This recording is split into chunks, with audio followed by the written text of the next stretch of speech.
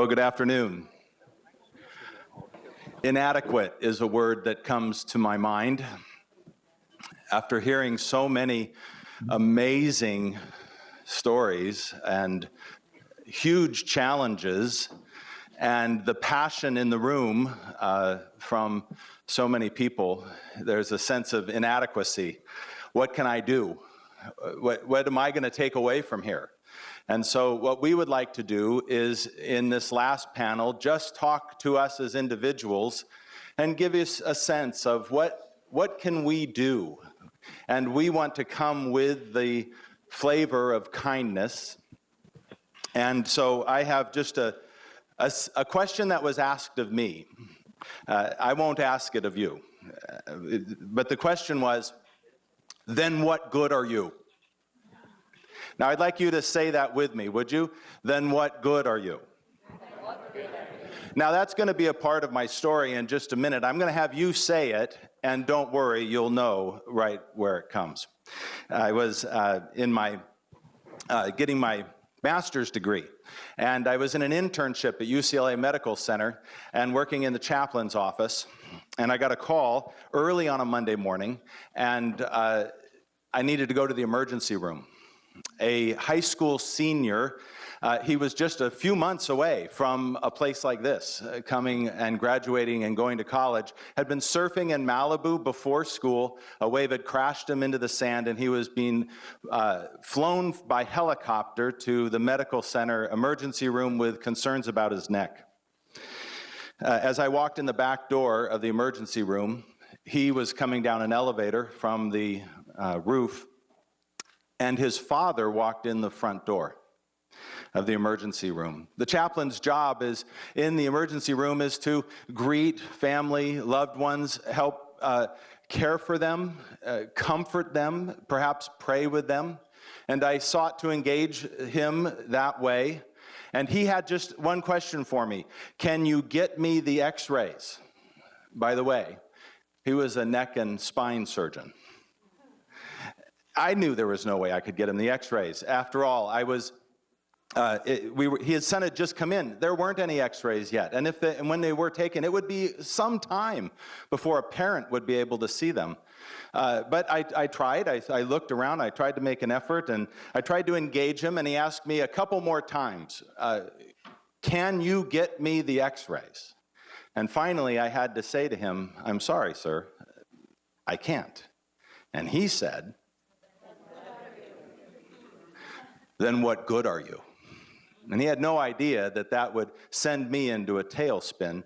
I was asking the same question. What good am I? In a hospital, a chaplain, what people want is healing. They want God to do something in their life, and if I can't make that happen, what good am I? And if I'm no good in a hospital, what good am I anywhere? By Friday afternoon, I had an answer to his question. No good at all. I was headed home on Friday afternoon, and I wasn't coming back on Monday. I was quitting the program. And if I quit the program, I wouldn't get my master's. I wouldn't be able to get the job. I didn't know what my family would say, or my friends, certainly not my wife. But I wasn't coming back. And I turned the last corner to head to the parking lot. And someone else coming from the parking lot turned the corner the other way. And we ran right into each other. And it was that father. And we both stepped back, and I looked into his eyes, and I thought I would see anger, and instead they were red with tears. And I mustered up the last of my compassion as a leaving chaplain and said, all of us have been praying for you and your son. And then I almost winced because I was afraid to get another comeback. And instead he said, that's all any of us can do now. And then he wrapped his arms around me and gave me a hug. And not just a man hug that you pat each other on the back, but he grabbed me in a bear hug.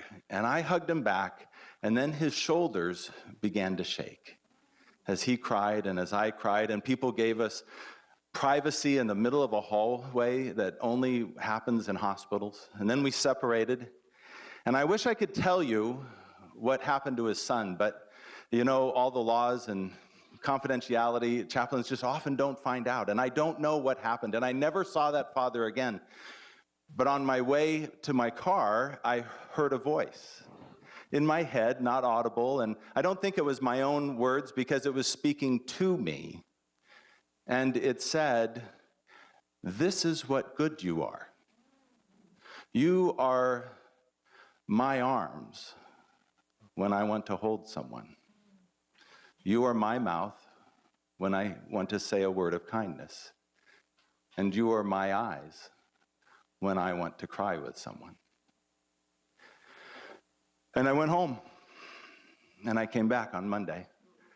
And 20 years later, whatever care I've given to anyone, whatever comfort I've offered or help I've given, I owe some of that to that father who did an act of kindness at just the right moment, and it changed my life. Now, I think it was huge, but enormous, but actually it was very simple. It was something any of us can do. It was a kind word and a hug at the right moment. I want to encourage all of us. What do we take away from here? An act of kindness, a kind word, a hug, a note, a text, a tweet, an email, something, a phone call, maybe before you get to your car. But it'll make us feel better. But sometimes when it's at the right moment, it can change a life. So that's my takeaway. Let's be kind to the stranger in particular, perhaps after today, but to everyone we meet, to be intentional about it. So we're going to give you, thank you.